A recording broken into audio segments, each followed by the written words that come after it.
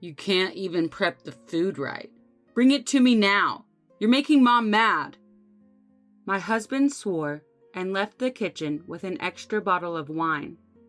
Of course, he never tried to help me. I quietly started to clean up the broken dishes. I hated it. Why do I always have to do this? What's wrong?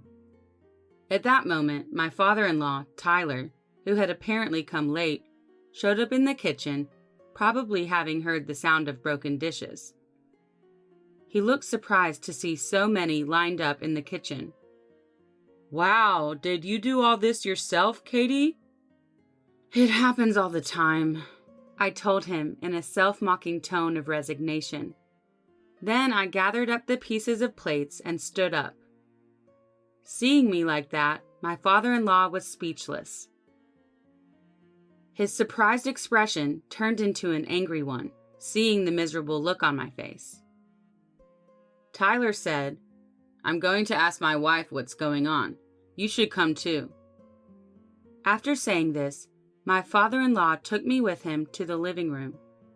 My name is Katie Smith, and I am 32 years old. I have been married to my husband, Harry, who is 3 years older than me, for almost a year now. I had been an outpatient nurse at a small pediatric clinic before we got married, but I recently moved to a general hospital in the same city to improve my skills. I think 1 year of marriage still qualifies us as newlyweds. But my husband and I have been living with my mother-in-law since the first day we got married.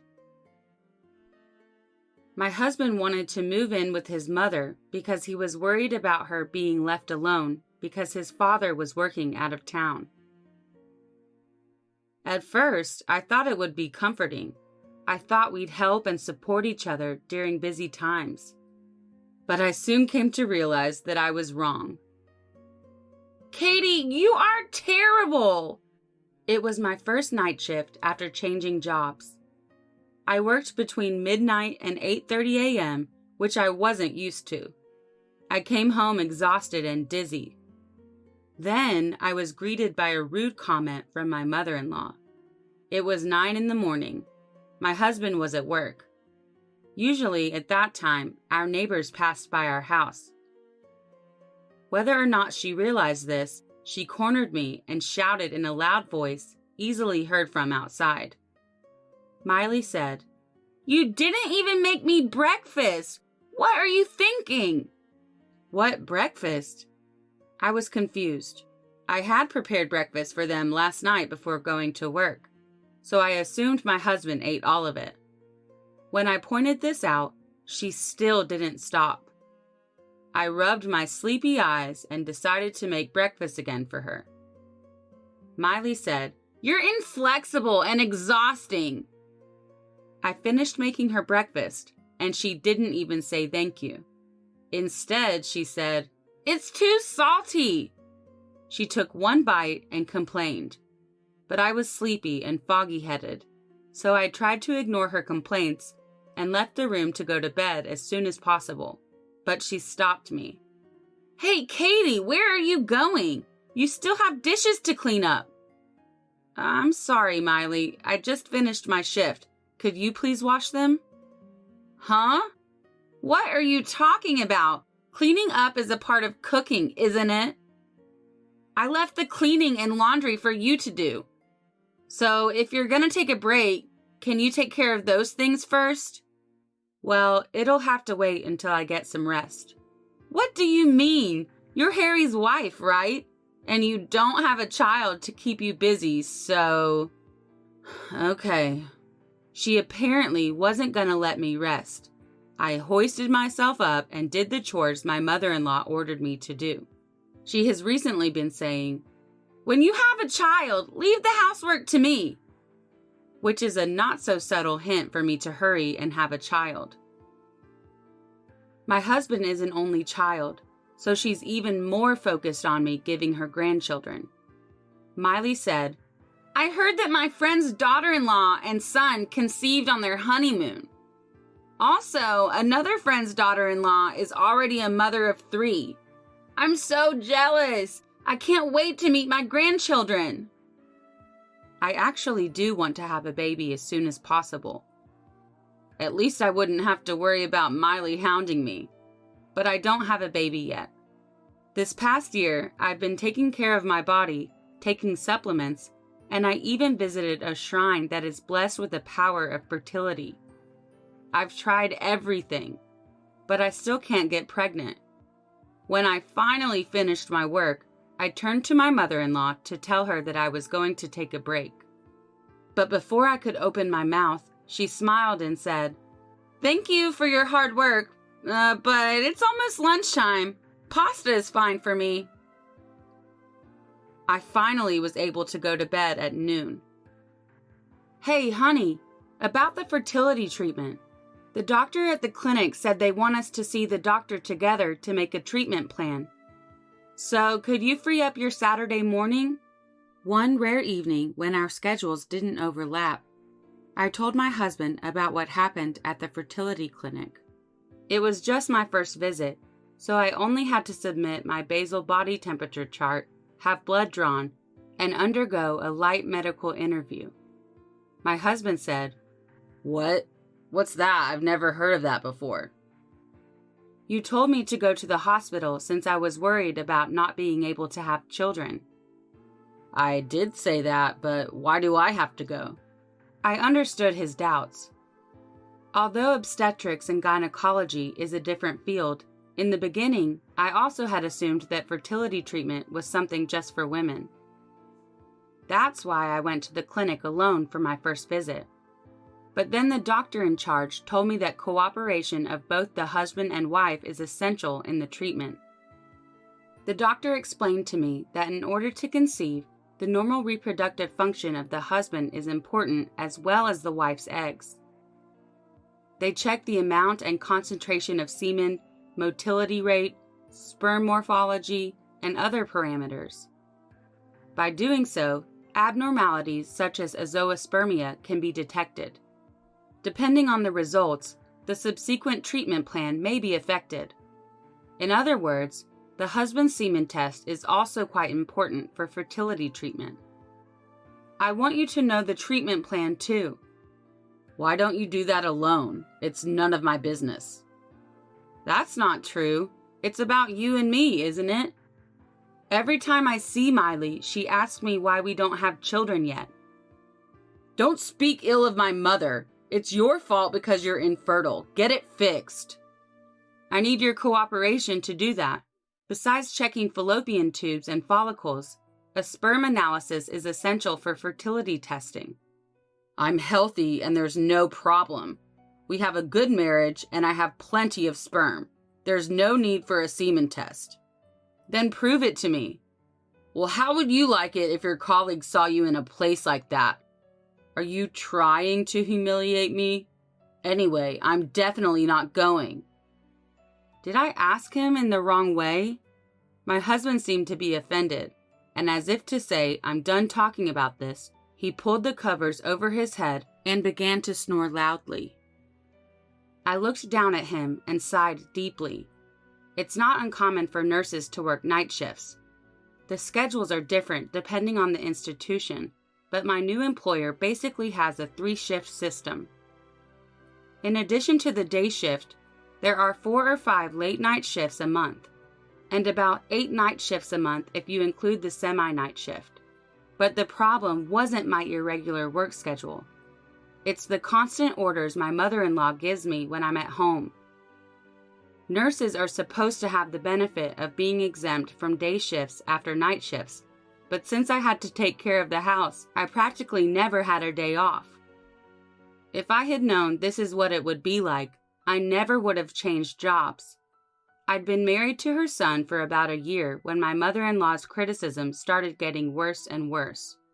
It's hard to believe compared to how she is now, but when we first got married, she never pushed me or ordered me to do housework.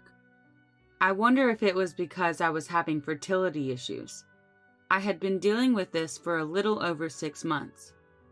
I was healthy and kind of thick when we first got married, and then I became skin and bones.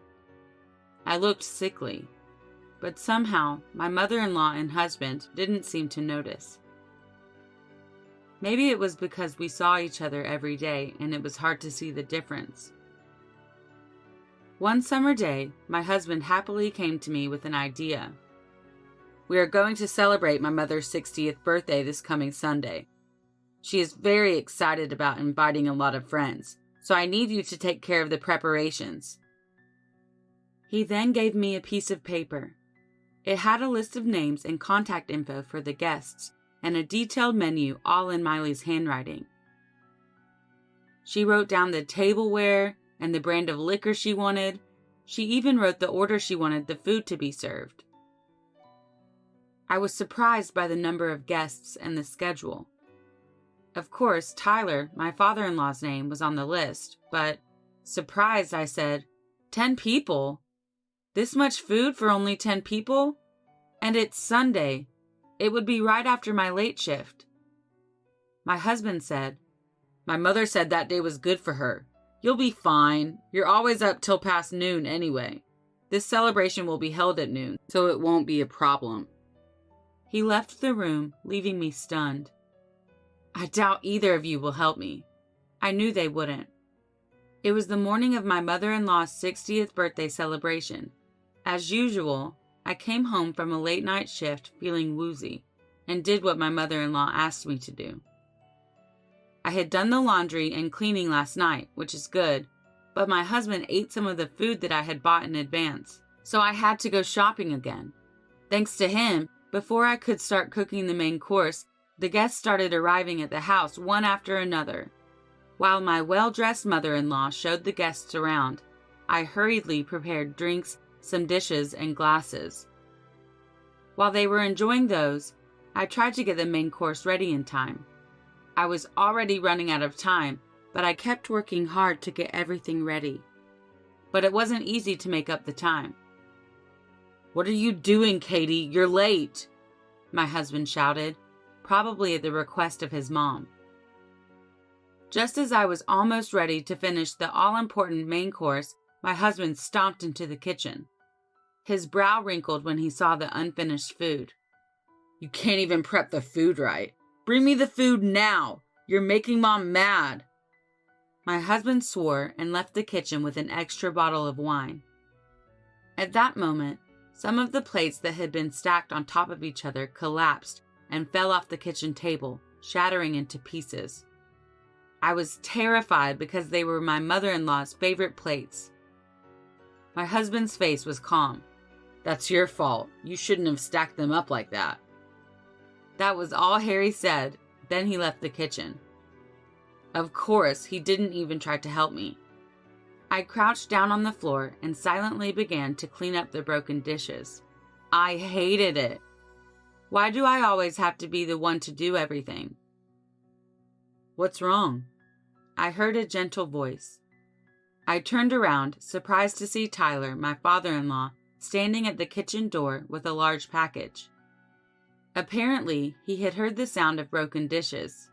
"Are you hurt?" His genuine concern made me want to cry. Come to think of it, it had been a long time since I heard such kind words from someone in this house. After all, I had not seen Tyler since New Year's Day. He came over to my side of the table and helped me gather the shattered dishes. Then he looked in amazement at all the food and dishes laid out in the kitchen. "Wow, did you do all this yourself, Katie?" He looked around to see if someone else had been helping me prep for the party. But nobody was there. I had no help. "It happens all the time," I told him in a self-mocking tone of resignation. Then I gathered up the pieces of dishes and stood up. He was speechless. I looked a lot different from the last time he saw me, clearly struggling. My hair was thin and disheveled, and my skin looked bad with dark circles under my eyes. I wasn't the lively person I was back then. Looking at the piles of food in front of me, he seemed to start to understand the situation. His surprised expression turned into an angry one, seeing the miserable look on my face. "I'm going to ask my wife what's going on. You should come too." After saying this in a low voice that I had never heard before, Tyler started to leave the kitchen, but I stopped him. "I haven't done the dishes yet." Tyler said, "You don't have to." I resisted, but he comforted me and took me with him to the living room. My mother-in-law was chatting with the guests and pouring a glass of wine that my husband had brought. "Hey, Katie, how long are you going to make me wait?" "Oh, you finally showed up. Everyone, this is my husband. He's been working out of town for a while and came home just for me." When my mother-in-law introduced Tyler, the guests greeted him with nods and smiles. Tyler smiled and nodded back. "Thank you very much for coming today. I'm Tyler, her husband. My foolish wife is grateful for your hospitality." "Oh my God, you called me a foolish wife. This is my birthday." "You are foolish. Truly." "What?" That one word changed the harmonious atmosphere to awkward and silent. Tyler made me stand with him, even though I was subtly hiding behind him. He faced the guests. "I would like to introduce you to my son's wife, Katie." Miley said, "Hey, honey, Katie is busy preparing." He glared at her, and she swallowed her words. "A year and a half ago, she married my son. She was a cheerful, smiling young lady, and I was convinced that her and my son would have a bright future. But how does she look now? She didn't look so miserable 6 months ago." Some of the guests started to murmur, saying I didn't look anything like my photos and that I'm way too skinny. Tyler turned to Miley. "Why has she changed so much?" Miley said, "Well, I don't know. Probably because work is too hard." "You know, I told you on the phone that she changed hospitals and has been on the night shift since the start of the year." Okay, so are all of Katie's colleagues suffering like that? If so, it's a clear violation of the Fair Labor Standards Act. I'll have to contact the union." "No, that's not..." "Are you still acting like you don't know anything? I just heard that you've been hard on Katie and haven't been giving her any time to rest. I heard that she worked a late night shift earlier. Then you told her to cook all of that by herself after no sleep and a long shift?" "That's right. I had told Tyler everything. I told him that for the past 6 months I had been treated like a housekeeper without a day off." When Miley turned her head away, unable to argue with him, Tyler glared at my husband. "You too, Harry. You knew Katie has been going through it, so why haven't you done anything?" "That's because it's between Katie and Mom. I had nothing to do with it." "What did you vow at the wedding? Didn't you swear to protect and support her, to make her happy? Does she look happy to you?" "Well, of course, there were times that I thought it was a little much, but Mom said it was normal for a woman without a child to do all this." "As a husband, you should put your partner before your mother. Have you already forgotten how your first marriage ended because you pushed her too?" My husband's face turned red. I looked at him, jaw dropped. I already knew that my husband had gotten divorced before we got married, but I didn't know that his ex-wife had been treated badly like I was. It all came together in my head. "Let me tell you something. This is the kind of work she should be doing as a woman without kids. It's been a year and a half since they got married, and she still can't have a baby. She's an unfit wife." "Even if she were infertile, you can't blame her for that. You're just taking it out on her." "What? How dare you? You've been gone for so long. What do you know about it? You have no idea. Everyone brags about their grandchildren, and I'm the only one who doesn't have any. I'm lonely. I want a grandchild as soon as possible." When Miley shouted this, she broke down in tears. I felt a little sorry for her, but it didn't take away from the fact that she had caused me so much mental and physical pain over the last 6 months, especially since she had treated Harry's ex-wife badly too. "I don't think you'll be getting any grandchildren for a long time." I told her firmly and held out a few pieces of paper that I had taken from my room. They were the results of the tests I took at the fertility clinic. blood tests, AMH, uterine and fallopian tube drainage tests, anti-sperm antibody tests. Everything was fine. My body is normal. If the situation was the same with his ex-wife, can't you guess what's wrong? The problem is with Harry. Huh? You had a hunch, didn't you? That's why you didn't want to have the test done. And yet, instead of protecting me, you treated me like a housekeeper like your mother does. I did love you, so I thought I could keep the test results to myself. But you yelled at me again and wouldn't even help me. Also, apparently you did terrible things to your ex-wife too, so I just don't care anymore. Wait a minute. It's not true. I can't be infertile, right? Well, why don't you get a proper examination? But regardless of the results, it's not important to me anymore.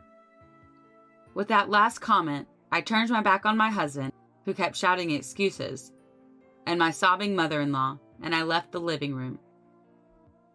Just before I closed the door, I heard the faint sound of the guests leaving. Later, my husband and I officially divorced through an attorney.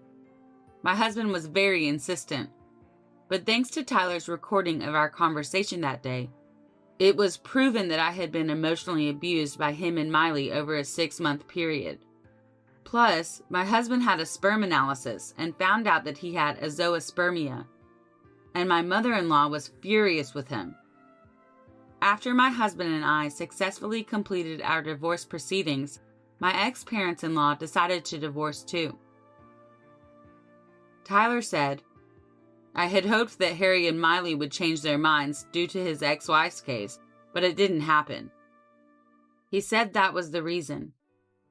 And Tyler began to apologize to me for not understanding the situation sooner, and for not urging Harry to take the semen test before we got married. According to a rumor, my ex-mother-in-law, who was kicked out of her house, is now living with Harry in public housing in the same city. And her former friends have cut her off. Plus, the rumor of the incident spread, and now my ex-husband is shamed at work. Tyler introduced me to a man, and after 6 months of dating, I remarried. My father-in-law finds him very reliable. He is Tyler's subordinate. We are living happily together. The other day, I had a checkup with an obstetrician, and found out that I'm 2 months pregnant, so I'm going to tell Tyler soon. I am planning to visit soon to tell him the news, since he was our matchmaker, and he saved me from my awful living situation.